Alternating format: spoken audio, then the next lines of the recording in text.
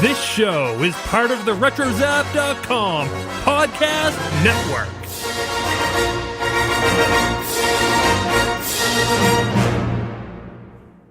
And welcome everybody to episode 91 of the Animanicast. Zink! My heart's in my pancreas, man! Cool it, Bristly. There's no such thing as wailing disembodied phantoms. Right, Phoebe? Of course. Say, has anyone seen Uhuru? Gosh, he's being harassed by those three wild and crazy Warners. But let's call him anyway. Uhuru! Where are you?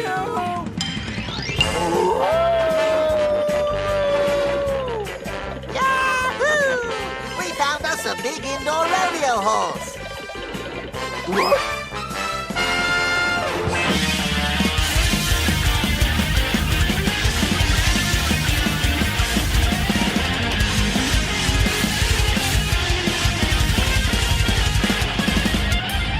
And welcome once again to the Animanicast. We are the only podcast out there that's dedicated to the animated television series, Animaniacs. And here we explore the series episode by episode, talking about all the cultural references and gags that we can find.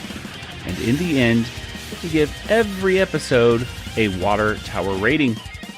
I am Joey, and joining me once again is my brother Nathan. I am averager than the smartest capybara. And joining us once again across the country in Georgia, it's Kelly. Hello. Hello, everybody. Well, we have we are in the last season of Animaniacs, if I'm not mistaken, right, Nathan? Yes, that's correct. It's Season 5. Season 5, Animaniacs. We're getting closer and closer to the end of our classic Animaniacs discussion. It's so weird. We're in the 90s now. And, of course, we have 99 episodes to talk about, and then Wacko's Wish. And then we need to figure out what the heck we're going to talk about afterwards. So, if you're listening right now and you have not yet filled out our listener survey, go to survey.animanicast.com and let us know what we should talk about in a few, I guess actually in a couple months when we're done talking about Animaniacs. Should we talk about Pinky and the Brain, Freakazoid, Tiny Toons, or a combination thereof? And you can also leave some, little messages from us as well down there. We always love reading those. Before we get to today's episode discussion, we have some Animaniacs news. So as I'm pulling up the news, Nathan, hit us with the Animaniacs News theme song. Joey's pulling up the news, so I'm singing a song about pulling up the news before he says what the news is about Animaniacs. Very good. Thank you so much for filling time. Yep. There's a couple quick bits of news here from for Animaniacs for the reboot that's coming up. First of all, this actually, Rob Paulsen is the guy who's leaking all this information. The first bit of news kind of went under the radar from some people, but it came from August 9th. He had an interview with the Boston, looks like the Boston Metro, I believe is what this is.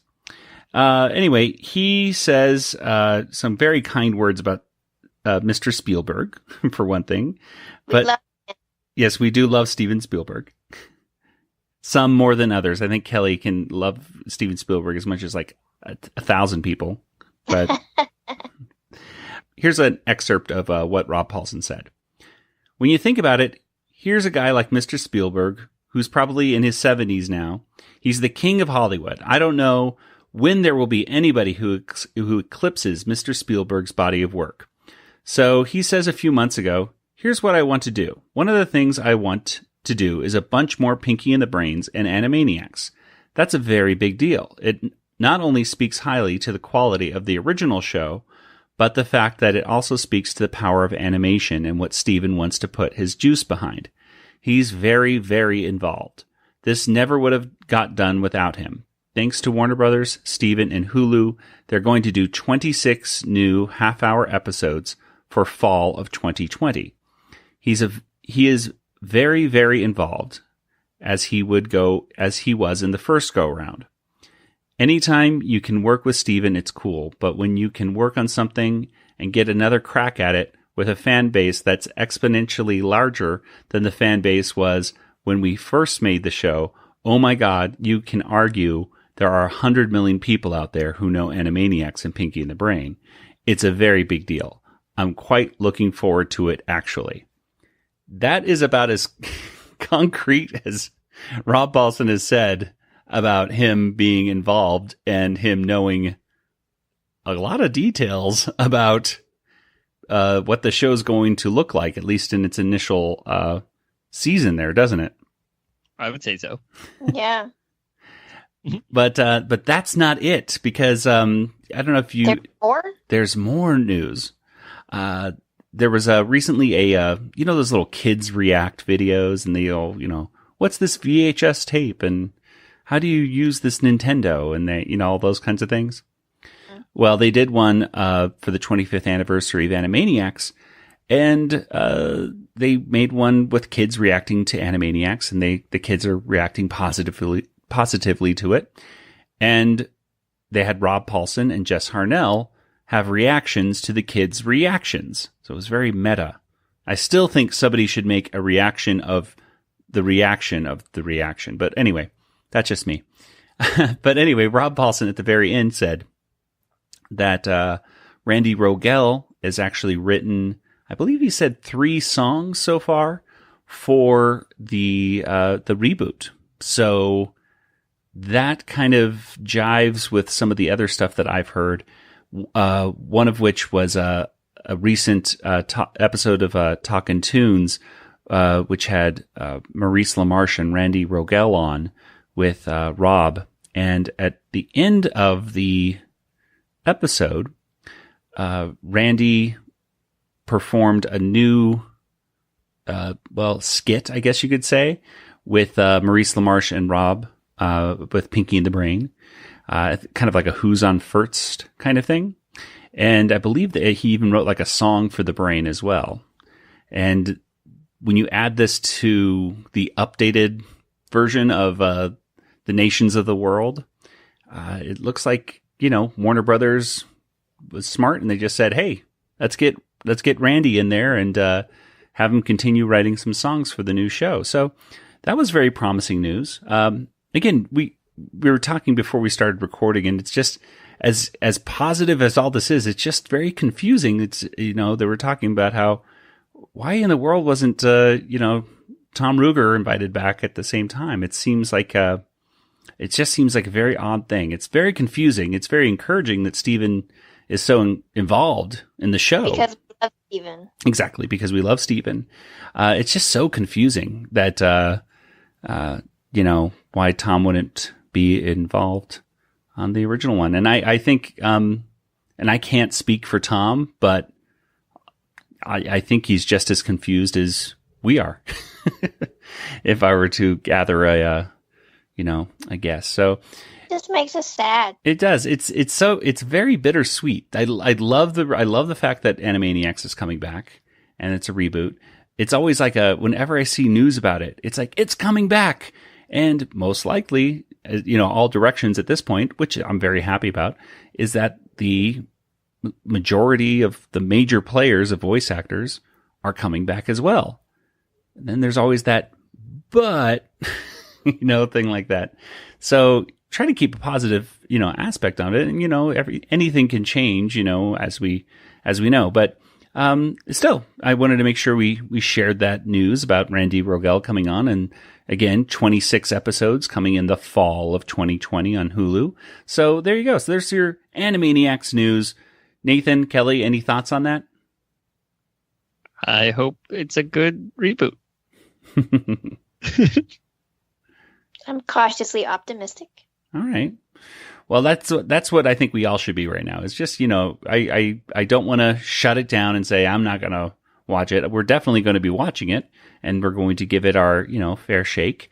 And hopefully it's good. Hopefully it stands up to the original. And Well, I'm glad he's involved heavily. yeah, we're definitely glad Steven's involved. That is, could you imagine? No. I don't think the quality would be there at all. And as far as I know, though, with Amblin again, with that Amblin seal at the end of every Animaniacs episode, you think that Amblin Entertainment would have to okay any reboot of Animaniacs, we would think. But maybe I don't know how the legal things go. Hopefully we never find out how legal things go with Animaniacs, because with the Warner, we don't want the Warner Brothers lawyers to tell us how things go. Hey, you guys, it's Rob Paulsen here. I am so thrilled that we have the Animanicast to continue to find a way to help me to get a frickin' job. Thank you for listening. Bye. Well, let's go ahead and talk about the classic episode of Animaniacs today. And of course, this is episode 91. And this involved the segments Message in a Bottle, which is more of a, I don't ever call that a segment. But anyway, the main segment is Back in Style. And then there was a song called Bones in the Body. And Nathan, Kelly, tell me, if you someone were to ask you about this episode in just a few words, what would you tell them, Nathan? It's like watching 10 episodes at once or something. Yeah. Of multiple cartoons. I don't know. Very much so. And Kelly, what about you? It really made me think about some cartoons that I hadn't seen in a really long time. Yes, that's very true. Well, Nathan, tell us, when did this episode first premiere? Ooh, okay, Joey. This episode first premiered on September 8th, 1997, which was a Monday. That's weird. For the last, 2 seasons, they've always been on Saturdays. And since this is the first episode of the season, I'm just going to go through another movie roundup. So I'll just go through a bunch of movies that came out since the last episode. Last episode was actually in November, so I'm just going to jump ahead to February of 97. We had Fools Rush In and Vegas Vacation, National Lampoons. We also had, in March, Liar Liar. In April, we had The Saint and Anaconda. May, we got Austin Powers, yeah, baby. The Fifth Element. Lost World, Jurassic Park. That came out in May as well. And then June, we got Con Air, Batman and Robin, and Face Off. July, we had Men in Black, Contact, George of the Jungle, and Air Force One. And then August, didn't really have anything. But Air Bud, Conspiracy Theory, G.I. Jane, I guess. Quite a few movies right there. Well, let's see. What's your favorite of those listed, Kelly? Air Force One. Air Force One. Get off my plane. I know I should probably say Jurassic Park or The Lost World, but I mean Harrison Ford as president. Come on. Yeah, that was a cool movie. There's Men in Black was really. I don't know if Men in Black still holds up as much as it did when it first came out, but I did love that movie. Nathan, what about you? Batman and Robin, man. Mr. Freeze, Arnold Schwarzenegger. You got Poison Ivy. It's just like it's by far the best Batman movie. Most certainly. Oh yeah, totally.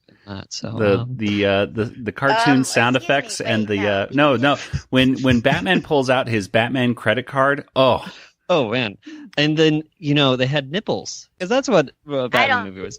Anymore. What was that, Kelly? Kelly, what did you say? I said I don't know who you people are anymore. Okay. I thought you said I'm not going to talk to you people anymore. And just hung up. Yeah, and I was like, she just hung up. Well, I mean, after all those comments, I might be considering that. No. That was an awful Batman movie. It really was. It was. I mean, I remember Batman Forever, and I was like, yeah, that was different, but it wasn't horrible. It was still quirky and had moments of darkness. But then Batman and Robin came out, and I was like, oh man. And I was especially upset that I liked the character of Bane so much from the comic book. And then I saw what they did to Bane in that movie, and I was like, "Oh man!" I'd call it the Dayglow Batman movie. Oh yeah, everything is glowing, and Schumacher directed that, and he does like glowy things in a lot of his movies. Like even in what's the vampire movie with it's on the tip of my tongue. They're all boys that are vampires and stuff. Lost Boys? Lost Boys, yeah. He directed that. Oh, I had no idea. Yeah. Well, there's a part where they kill them and all the blood comes out and it's just glitter. It's just like, what is going on? Wait, no. Are you sure that's Lost Boys and not Twilight? Yeah, I was thinking that's Twilight. It's not Twilight. No, I swear. When they go into the cave at the end and they like cut the blood, it just looks like glitter. Watch it again. Maybe it was just the TV screen I was watching it on. Maybe I had glitter in my eyes. But maybe you were watching Twilight. You know? Maybe I was watching Twilight. It would have been a lot better if they killed all the vampires at the end, but whatever. You did me!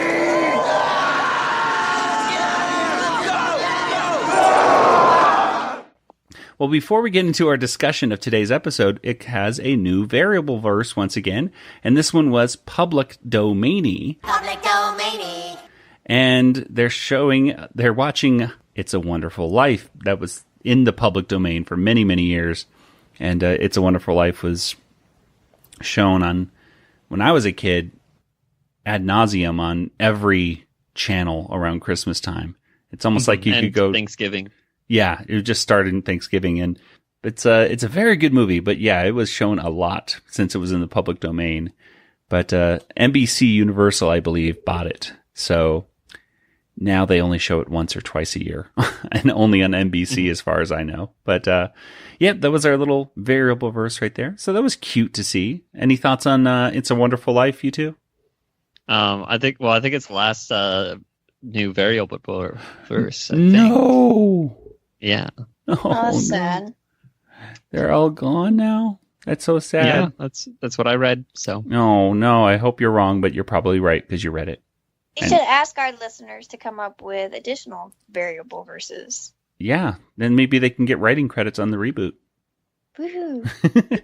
Well, let's go ahead and get to our first sort of segment, and it's a message in a bottle. I think we're lost.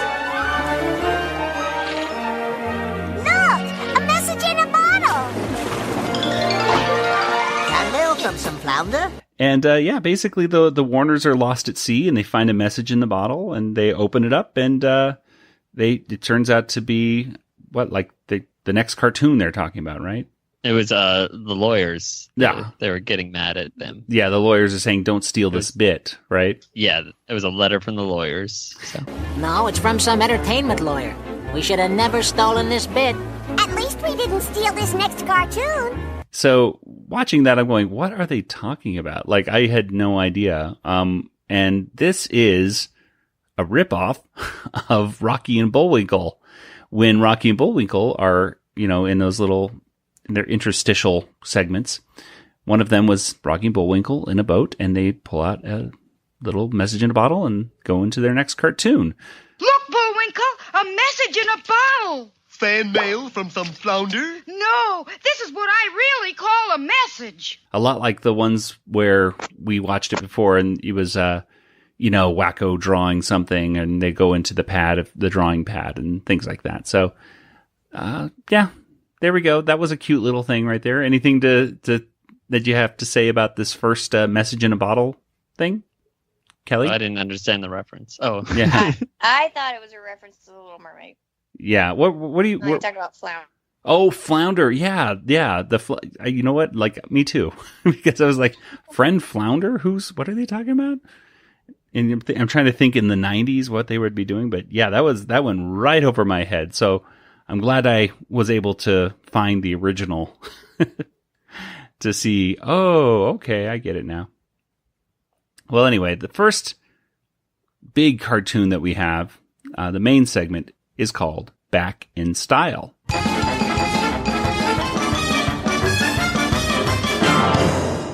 And Back in Style was written by Tom Minton, and it was directed by Liz Holzman. And Nathan, tell us what happens here in Back in Style. I guess it's 1962, and they're closing down one of their artistic studios. The animation departments is based on real life. I can't remember the actual one's called. We'll go over it later on. So all the animated characters are out of jobs, and they go off. This Bugs Bunny and Daffy Duck. They go off to separate companies and things like that. Now all that Warner Brothers has is the Animaniacs, the Warner Brothers, and Sister Dot. And they're locked in the studio tower. And they're going to put all their money into movies like one starring Chicken Boo.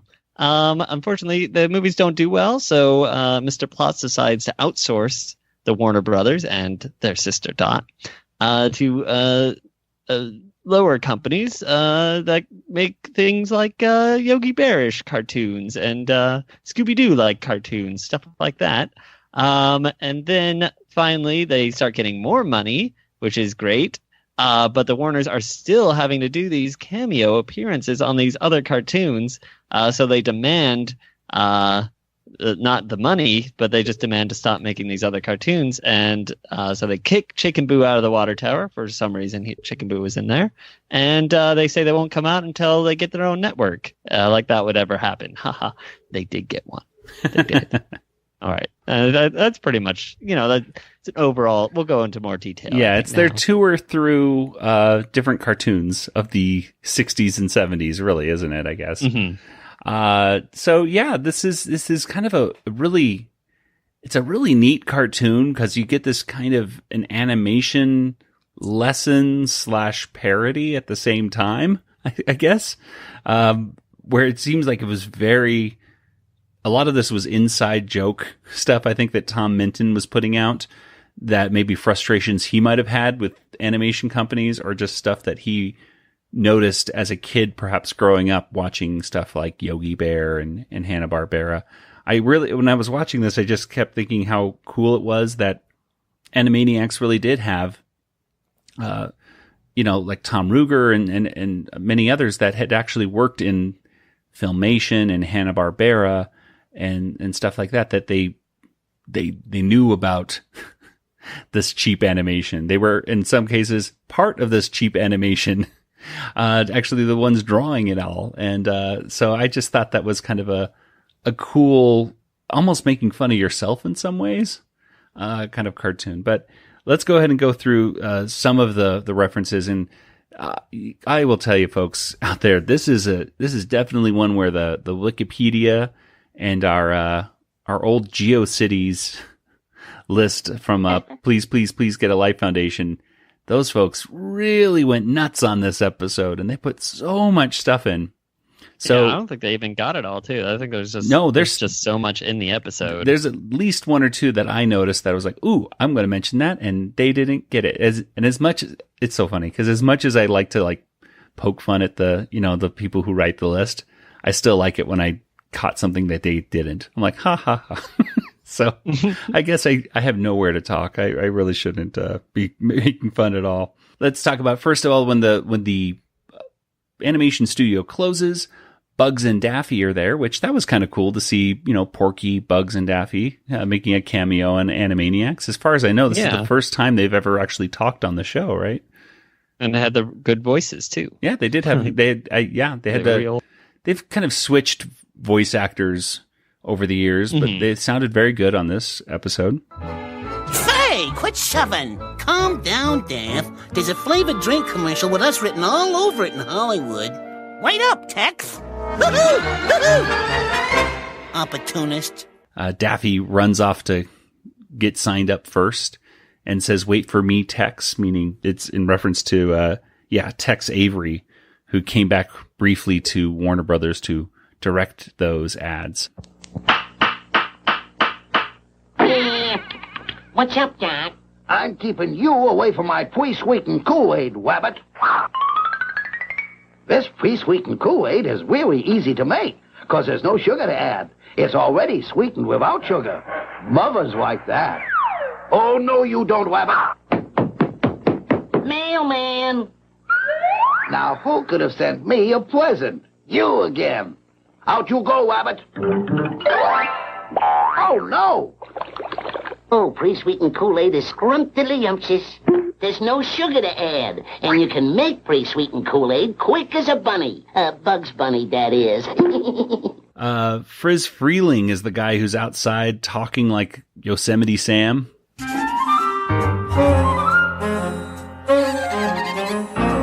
Ha! I got me an idea, and you don't. The Gray Panther just loves the way he talks. What are your thoughts on Pink Panther cartoons? I always thought they were boring as a kid. I never watched them. I always like the opening credits, I think, to Pink Panther. Yeah, the music. But I always got so confused because you had the cartoon, but then you had the movie, and I was like, but he's not Panther. Yeah, Yeah, and the movie has the cartoon at the beginning, right? Yeah. But as a kid, I remember watching, like, you know, my dad would be watching the Pink Panther cartoons, or not cartoons, but the movies. And I kept waiting for the Pink Panther to show up. Mm-hmm. I think that's why I didn't like the cartoons, is because the movie, I don't know, I just got confused between the two. It was confusing. It was just too confusing. And the Do Pink they Panther, know what they did to us? I know, they messed us up. Therapy bills. Send them over to Pink Panther Incorporated. Okay. Did you notice the sound cue of Pink Panther when he draws the...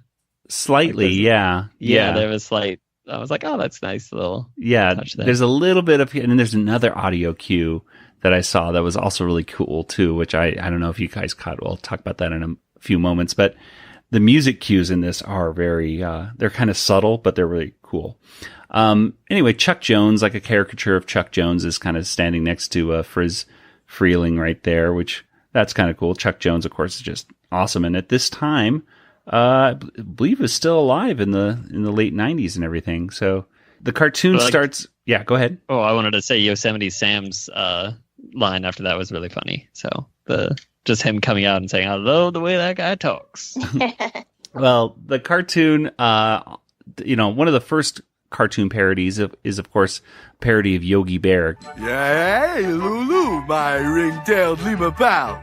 Is this a great day for coming into the suburbs and filching lunchboxes? Or is my name not Calhoun Q Capybara? This was really cool. I really liked the animation. It really got the animation style, I think, of early Hanna-Barbera stuff. And they had little parodies of Bill, Hanna, and Joe Barbera as well. Which, gosh, what do they call them? Schmo and... Oh gosh, I'm trying to find it in the things. But anyway, they had little parodies of them in there. And again, that was cool because Tom Ruegger having that one-on-one experience with both of them is just so cool to have those legends of animation, in some way connected to this series is pretty cool. But what do you guys think about the first Yogi Bear cartoon where the Animaniacs come in and start messing around with this capybara?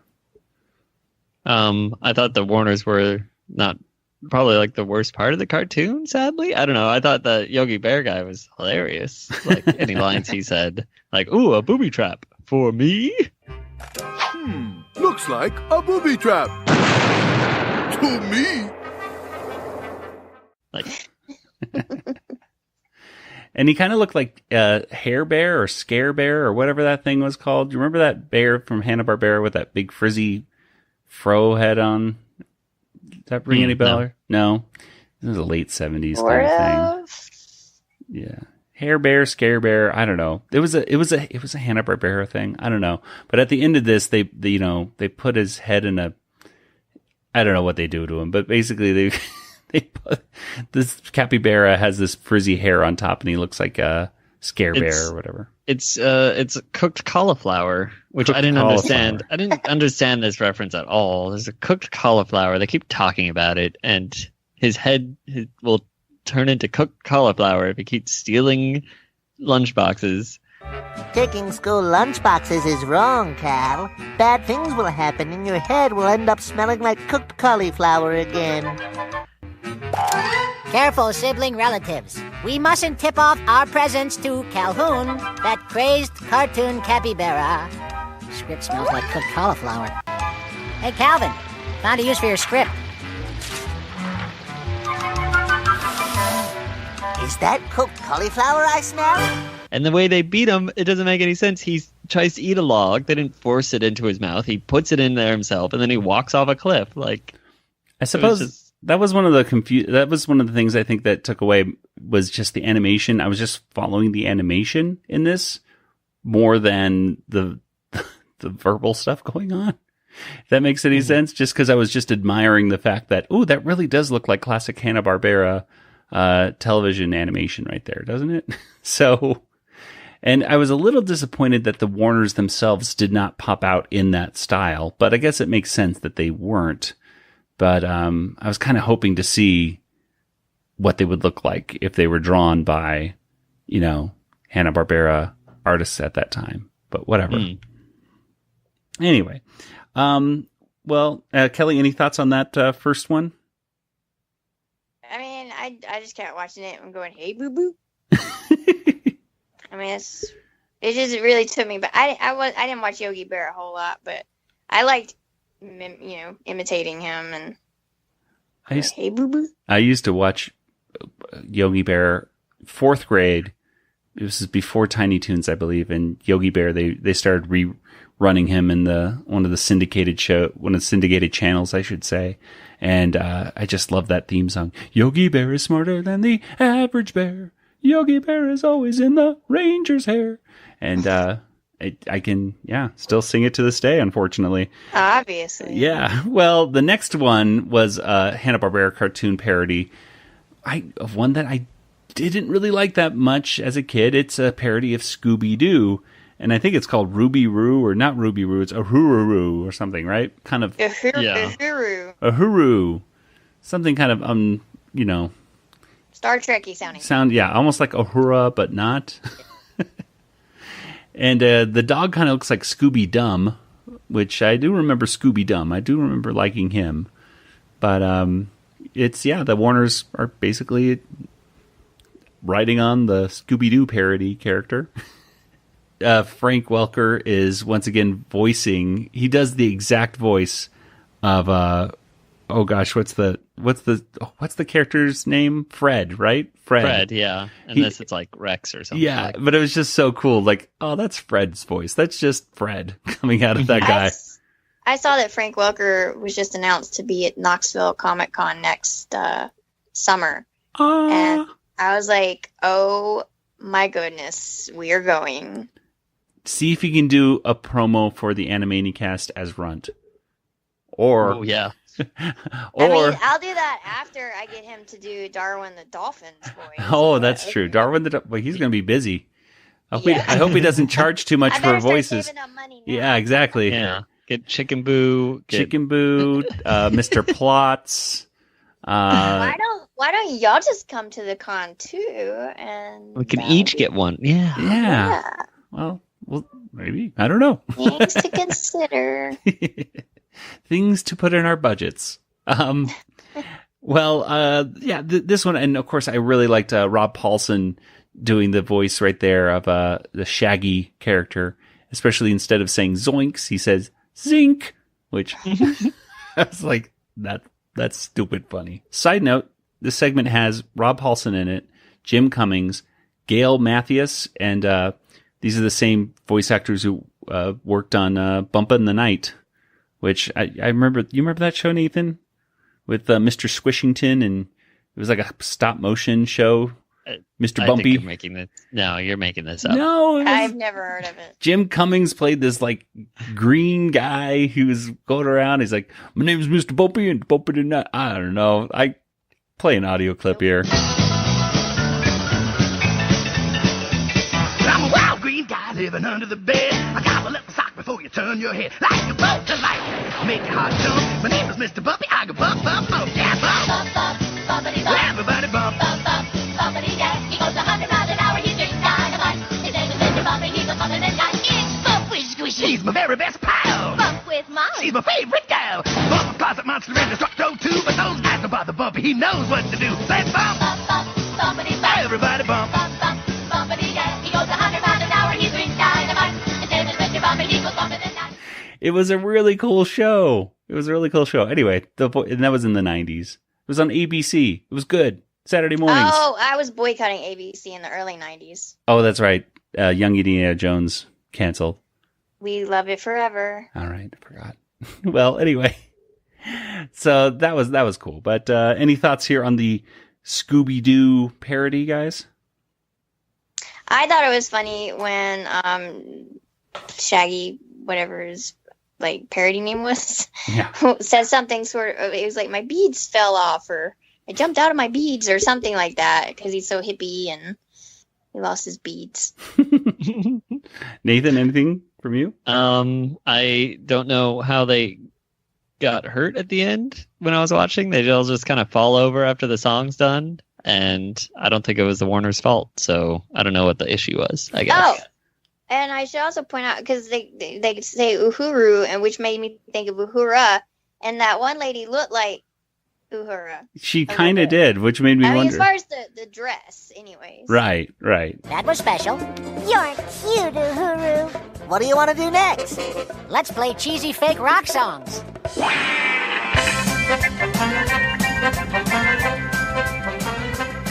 It was a cool thing, and it had some really cool music, right? It had that awesome, stupid rock music and animation where they were just kind of jerkily dancing, which I thought was awesome. Just like the classic stuff, which I would never really like Scooby Doo, though. I was never really a huge fan of that cartoon. That just got weird and boring to me. And they could throw got in, a little repetitive. They could throw in as many Globetrotters and Laurel and Hardy and Batman episodes as they wanted. Those actually were the good ones. It was still never that interesting to me. It was never that interesting to me until a pup named Scooby Doo. And then I was into Scooby Doo again, because that was actually a funny show and a lot of energy, and it wasn't as repetitive as the classic stuff. But anyway, the next cartoon was another one that I have very little memory of. My dad liked this show, but they didn't really show it that much when I was a kid. Underdog. So they had this Underdog parody where instead of like a magic pill that he swallows, he has to, I guess, smell a feather or something, or have a magic feather, kind of like Dumbo. I don't know. He tries to save his girlfriend. The Warners take away his feather and laminate it and put it into a book, which makes the Underdog character collapse under the weight of, I forget what he was lifting. It's like 100,000 tons. It's like something. A weight or something like that, right? Yeah, it's a giant weight, but it's like 100 tons, it says on it. And the bad guy has a very weird line, which he's dressed up like a castle. And he says, "Wait till I lower the drawbridge," in a very menacing way.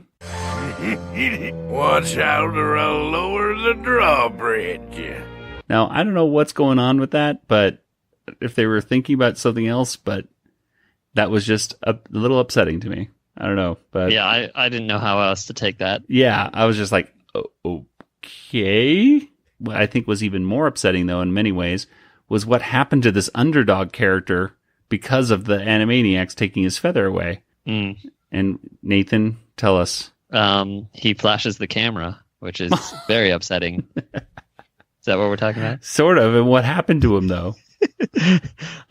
His whole body's been crushed, so he doesn't have any legs anymore. He has to sit on top of a stool. Yeah. Just he's his like upper Darth half Maul. of his body. Yeah, he's like Darth Maul, but with a stool. And no cool robotic legs. Yeah, I'm sorry. Yeah, and I had to check, and I actually rewound it to say, wait, did they show his legs earlier in the scene? But no, they don't. They had a very good cut. They show him walking, though, and you could see he has blue legs at that point. Oh, really? So see, I thought I couldn't see them from the shot I saw. Oh, okay. Well, I take it back. I saw a little bit of blue. Oh. Well, that was just his fired for that one. That was just his prosthetic blue cartoon legs that he puts on when he wants to walk in the garden. Makes sense. But then we pan over to this old fat cartoon character, and it goes into a parody of Fat Albert and the Cosby Kids. Hey, name 4 sources of warm milk. Hot chocolate and 3 cows. Cut to comedy, hook-nosed Harold. They already did. Fat Albert, I remember as a kid that I watched it. I just don't remember anything about it because I don't remember it being very funny. And the laugh track underneath it was always kind of annoying and confusing. Like, oh, I'm supposed to be laughing at this stuff? But that's what Filmation Animation did on a lot of their cartoons, which was just odd. But what did you guys think about this one where the Warners are going in with Fat Albert and that one? Who's that one short guy that wasn't even part of the of their little junk gang? I don't even know.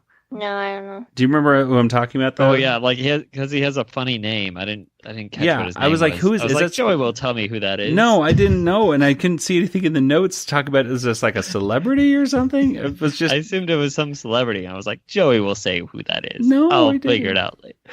I'm not going to invest my time figuring this out. No, I didn't either. Well, he's there. Well, maybe someone listening will. Yeah, if you know who that little short guy is with the weird name. Play what his name is. Okay, his name is Tadeo. What the heck am I doing here? You got a funny name. There. We don't know who that is. So, anyway, what did you guys think about this one? Let's start with Kelly. What did you think? Well, I thought it was potentially offensive because they made the Fat Albert character a white guy. Yeah. So I saw that being as potentially offensive. It may have been more offensive if they, I don't know. I honestly don't know. It was. I personally wasn't offended, but I was like, I don't know if this was the best choice, and I really don't think, particularly nowadays, that would be very well accepted. Well, they especially wouldn't be doing a cartoon. It'd be like whitewashing is what they call it. It would be whitewashing plus talking about something affiliated with Bill Cosby as well. So that would be two reasons why they would not parody. I forgot about that. Yeah, exactly. You called them the Cosby Kids before the show, and I didn't remember that aspect of Yeah. Well, I remember. and the voice. I remember the voice. Yeah. Well, I remember they would, rerun Fat Albert during, in the 80s. And they would say at the beginning of Fat Albert and the Cosby Kids. And I would always go, well, the Cosby Kids are on the Cosby Show. Why is it calling the Cosby Kids right now? Well, it does. That was as confusing as the Pink Panther. Exactly. Yeah. It's all very confused. And then, his name isn't even Cosby on the Cosby Show. It's Huxtable or whatever. Yeah. Claire Huxtable and Heathcliff. They talked about it on Saturday Night Live this week. I'm like, yeah, that is upsetting.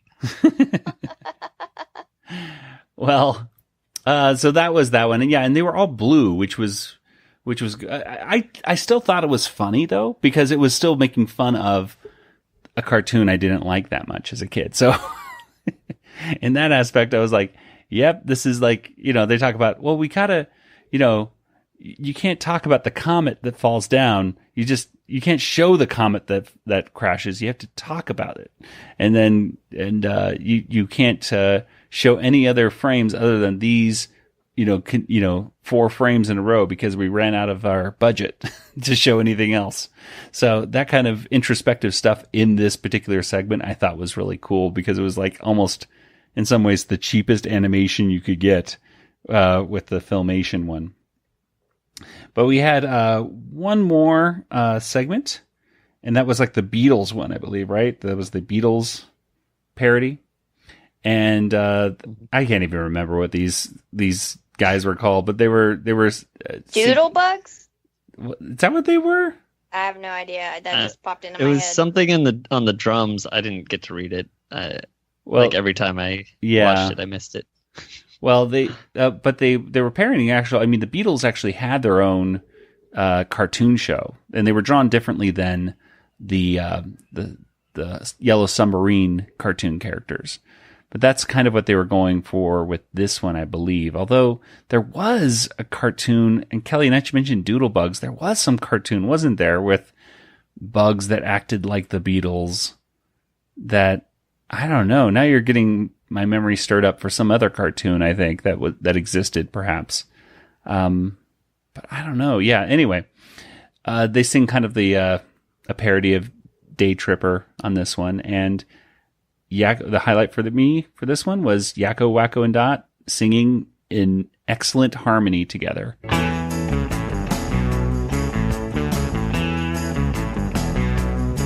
She was a night traveler, one-way passport, yes.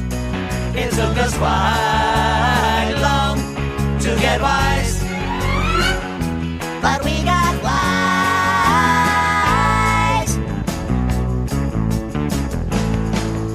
I thought that sounded really cool. But What did you guys think? What about this last Beatles-ish segment? Nathan? I thought it was short. I don't know. It was only there just so they could read a newspaper, I thought. But the cover song was nice. Mm-hmm. But I don't know. There wasn't any like jokes in it, I don't think. Kelly? I just kept watching it thinking, I know what this is parodying, but it's not quite the Beatles because it's something that was parodying the Beatles. But so I guess that made it kind of meta. I'm not sure. Exactly. But so I was focused on that. Like, I should look that up. And I'm trying to look it up now, and I still can't find it. But I can see the original characters that they're kind of basing off of in my head. Mm-hmm. Yeah, it's so funny just with the hit. Well, and especially the way the animation was done especially with folks like Hanna-Barbera. I mean, they would copy themselves off. I mean, they would rip themselves off with Scooby Doo sort of productions. You know, you have Scooby Doo and some kids. Let's get a shark and some kids, or this dune buggy and some kids together solving mysteries and playing music and all this stuff. So it kind of blurs together. Like, wasn't there a cartoon that was kind of like that? But it was just a interesting time of animation. Anyway, but I did find one reference in this cartoon that was not mentioned in our list, at least not that I could find. There's one part where this old, essentially, I think he was one of the Hanna-Barbera-esque animators, and I think he says he's a professional crony is what his job was, but he said he could draw with his feet, and he starts drawing with his feet on the wall in the nursing home, and the nurses come in to wipe off the walls, and it plays this kind of like boop boop boop boop boop music, but underneath it you can hear the theme song to Michelangelo from Hooked on a Ceiling. You know I could draw with my feet. And now, for the first time. And how appropriate that, making art, especially like on a wall, Richard Stone would kind of incorporate that music into there. So there's a lot of, this cartoon is really, really layered, and there is stuff that we missed on this. But like Chicken Boo, the Boo and the Ugly is canon as an actual movie in this, because there's a billboard in the background. And there's the parodies of many Chicken Boo movies, like instead of shampoo, it's Shamboo. And there's a few others as well. There's like a Hong Kong Phooey reference listed on there. It's so much. See, I saw a little bit of Hong Kong Phooey growing up, but not too much. There's just so much out there. Mm-hmm. Especially today. It's like, how are you going to parody? I keep thinking like in the reboot, it's like, what do you pick to parody? Everyone says, oh, they're going to parody Donald Trump and the Kardashians, but the Animaniacs, at least the classic series, didn't really go after a lot of modern celebrities. Yeah, they never went after like Bill Clinton. Yeah, Saturday Night Live can do the stuff that's going on right now, but it seems like Animaniacs, at least in this aspect, worked better when it was talking about stuff that happened 20, 30, 40 years ago, or more sometimes. Mm-hmm. But whatever, we'll have to see what the showrunner decides to do in this reboot. Well, but that's what made it work, because they'd go after older stuff, so older people, parents and stuff that would watch it would get the references, based on what they, were parodying, but it would be funny for the kids who didn't even know what these were. Yeah. Mm-hmm. Yeah. And that's kind of what I was thinking the other night. Like, I really kind of hope that they maybe parody stuff that's going on in the 80s or 90s, perhaps, so that parents today can have that same experience with their kids that their own parents might have had with them when the original show came out. But we'll see. I don't know. It seems like the Animaniacs did a lot of current movies too, though, like Speed and they'll do a lot of 90s movies in the 90s. Now it's like, oh, remember that 90s movie? But yeah. So I wonder if they would do that as well. There might be a bit of a balance. Even last episode we talked about how like Dumb and Dumber was a reference in it. And so that was a very modern reference at the time. I don't think they'd make that reference nowadays because it's kind of random. Yeah. Well, what are any last thoughts on this first quite an epic segment right here? Which, by the way, this is the shortest episode of Animaniacs, so it's really amazing that they were able to fit all this stuff into essentially such a short segment, even though it has a commercial break in the middle. Well, it's not the shortest segment of it. Well, yeah, it's the shortest episode complete. Yeah. The total runtime of this Animaniacs episode is apparently the shortest of all of them. Maybe. So, I don't know. This is unsubstantiated stuff off the please get a Life Foundation list, by the way. So don't get mad at us if we're wrong. Get mad at that one guy 20 years ago. It's one of the shorter episodes. So if it's not the shortest, it's shorter. Well, anyway, what are your thoughts? Any last thoughts on this cartoon before we move on to our song? The bucket and the thunder dog, it says like H2O N2Cl, and it should say H2O NaCl.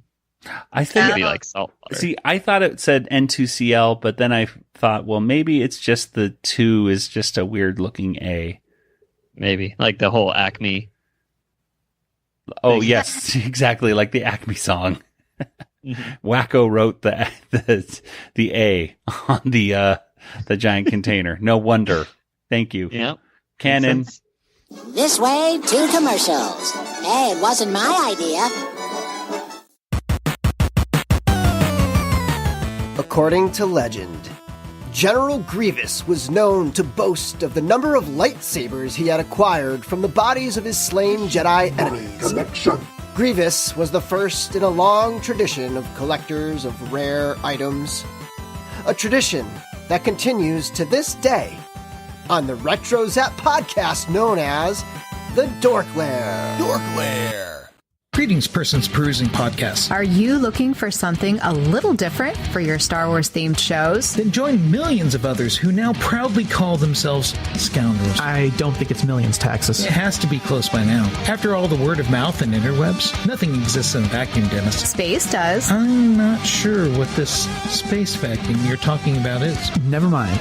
So if you're looking for a unique show for news, hot space opinions, unique discussion points with our hypotheticals, or Taxus' musings with Saber Clash, then tune into Starships, Sabers, and Scoundrels with me, Dennis Keithley. Me, Jay Krebs. And me, your humble little Dark Lord of the Shtick, Darth Taxus. From failed bits to musical guests to dancing Wookiees, you never know who might drop by. You really never do. So start your engines, fire up your sabers, hold on tight, and join us. For Starships, Sabers, and Scoundrels. Part of the Retro Zap Podcast Network.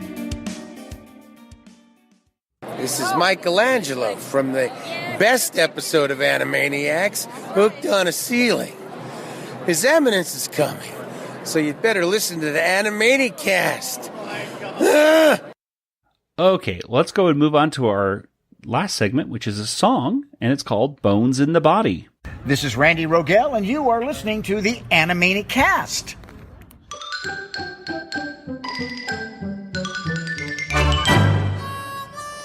And Bones in the Body was written by Randy Rogel. It was directed by Liz Halsman. And Kelly, tell us what's Bones in the Body all about?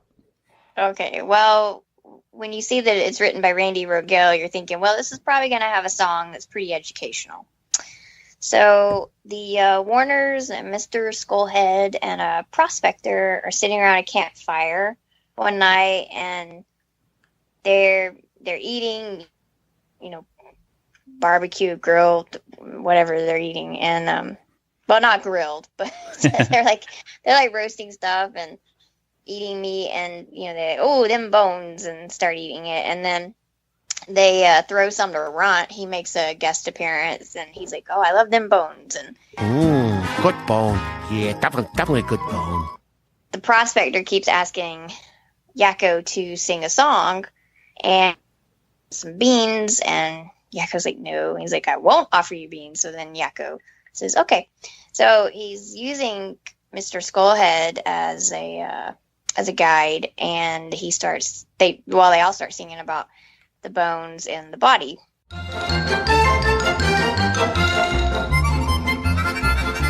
The foot and toes and ankle help us walk. We should be thankful they're connected to the lower leg, or else we'd all fall down. Right here's the tibia, the shin bone, and the fibula is ingrown to the back of the patella, which is also called the knee.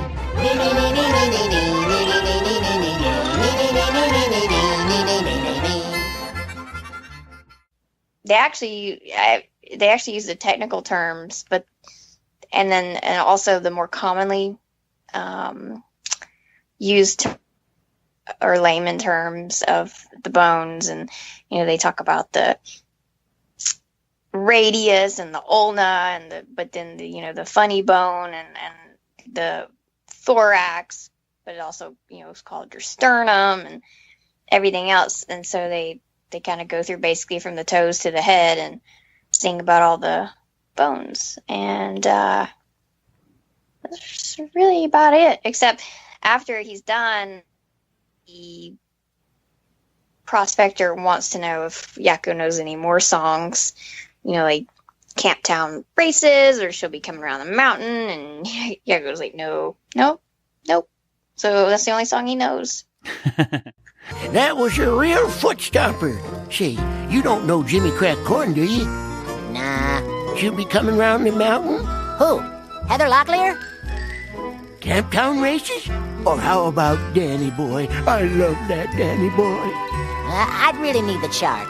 Rachmaninoff's Concerto No. 2 in C-sharp minor? You gotta know that. First movement? Yep. Don't know it. Dang. How about Michael row the boat ashore? We could do a round or Kumbaya. You know that one? And I think, I'll double check again, but I think again that they were actually playing small samples of those songs as, meaning Richard Stone was playing small samples of those songs, I think. Although the Rachmaninoff Piano Concerto No. 2 in C minor is apparently a very difficult song to do. So that and also to say like 3 times fast. Yeah, exactly. Yeah. Did you look up that song on like YouTube or anything? No, I haven't. It's wild. Yeah, it's the guy playing it. Looks like I'm like, that's it. It just sounds like he just banging the piano, basically. Wow. Well, it sounds like he's hitting random notes. Well, let's play a clip of it right now.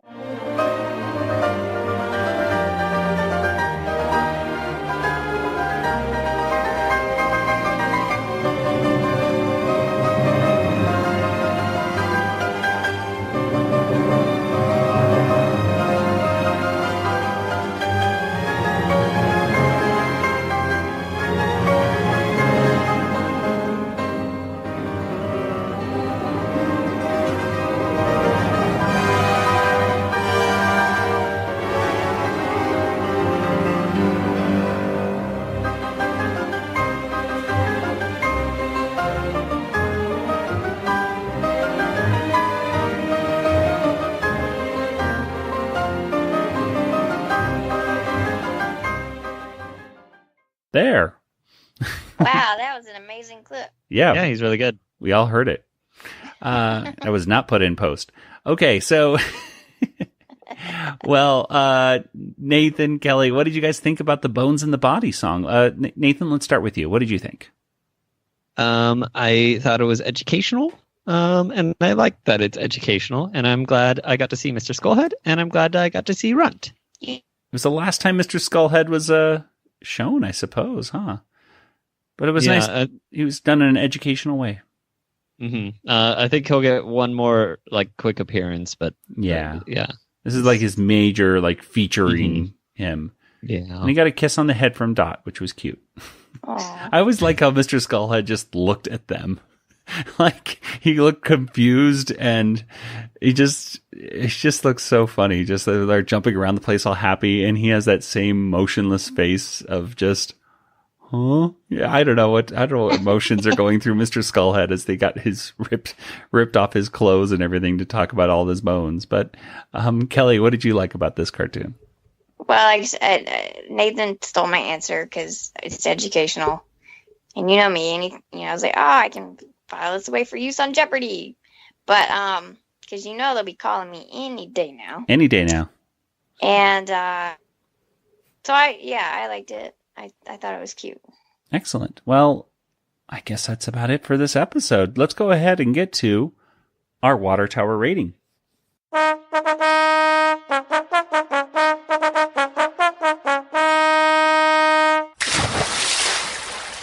Well, what do you guys think? Out of 5 water towers, how many would you give this episode? Nathan, let's start with you. I'll give it like 3.5 water towers because it was pretty good. I thought some of the animation was a little weak at times, but at least they addressed it by saying that the Warners were off model, which was funny. But I'll say 3.5. I think. Yeah. And Kelly, what about you? I will also go with 3.5. Thought it was pretty good, and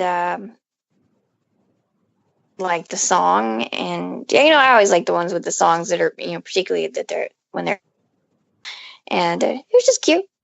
Well, I'm going to go ahead and give it 4 water towers. I really like the history to this cartoon. Meaning that there was so much stuff in it. It had a cool song at the end by Randy Rogel, which I had never heard before. It was not featured on any of the CDs that I was aware of. So it was brand new to me. And I was like, when I see brand new stuff, it was just a really fun episode. So 4 out of 5 for me. Well, I guess that's about it for today's episode. Let's go ahead and get to some contact information. Kelly, where can people get in contact with you online? They can find me on Twitter at YodaPrincess, YODAPRNCSS, or email me, Kelly, at BigShinyRobot.com. And Nathan, what about you? I'm so glad you asked, Joey. I'm on Twitter, DjangoFT, that's me. All right. And as for the Animaniacast, you can reach us on Twitter, on Facebook, on Instagram, and of course we're over at Discord as well. You can join the Discord RetroZap community by going to discord.animanicast.com. You can send us an email, animanicast@retrozap.com, and you can write us an iTunes review. If you do, and you send us an email telling us which review you did, you can get a free Animaniacs decal. Ooh. So, for Nathan and Kelly, this is Joey saying, good night, everybody. Good night, everybody. Good night, everybody. This podcast is not endorsed by Warner Brothers or Amblin Entertainment and is intended for entertainment and information purposes only. Animaniacs, the Warner Brothers logo, all names, pictures, and sounds of the Animaniacs characters or any other Animaniacs-related items are registered trademarks and or copyrights of Warner Brothers, Amblin Entertainment, or their respective trademark and copyright holders. All original content of this podcast is the intellectual property of the Animanicast unless otherwise indicated. Zink! I fell on my beads, man!